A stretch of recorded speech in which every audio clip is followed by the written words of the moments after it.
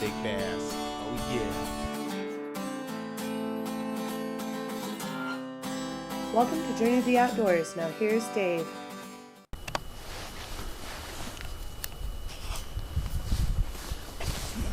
So people have been asking me, Dave, how do you skin a buck? So I've showed you how to skin a doe, and it's pretty much the same when you get down to the cavity, to the thoracic cavity here. Now that's where it changes a little bit. If you're gonna mount a buck, which this is a nice 8-pointer, if you're gonna mount a buck, you want to do the same thing all the way down to the legs, and then you can go ahead and cut on an angle. Cut on the angle from the inside of the front legs all the way down to a point at the brisket. Don't cut far up the brisket, so there's like a tab here that's like on a pyramid. It comes to a point like a pyramid going towards the back. So this is not cut at all. So that's a flap that goes towards the middle of the lines. I'm gonna mount this buck, so I'm just showing you how you skin a buck if you're gonna do it a little bit different to mount one. So you want a really good sharp knife, and making sure that I don't cut too much of my meat here.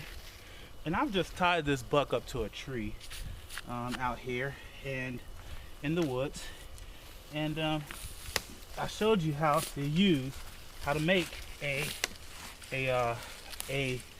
we call that a gurt, like a gamble, and a portable gamble at that. So you want to make sure that you don't cut through your hide. Also, just stick your hand down in here, paying attention to where your knife is, using it sparingly, and just kind of go around, and then go around the leg here, and peeling down. This guy's got a big shoulder on him. That's why you need to use broadheads that are gonna cut through that shoulder. A lot of times you want to use a gun on big bucks like this, but it's gonna work for me. So here we are, just still working around the shoulder here, and once you get through to where this leg is, you can cut up and then peel it back and cut around that leg.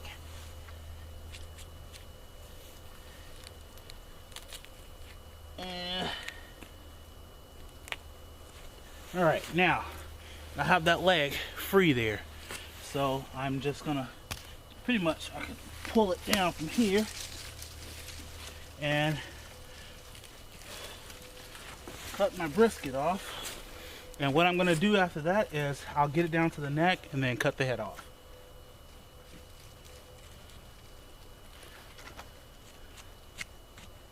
Alright, still just kind of working that brisket off. This is where it gets really thick, because these bucks get so much fat on them that it doesn't want to come off. And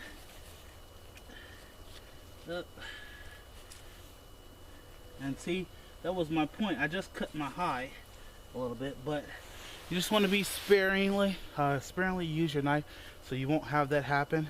And like I said, you can see it peeled off around the shoulder, cut around the calf, and then just pull down as you go along, and then cut the head off. And you can take that to your local taxidermy.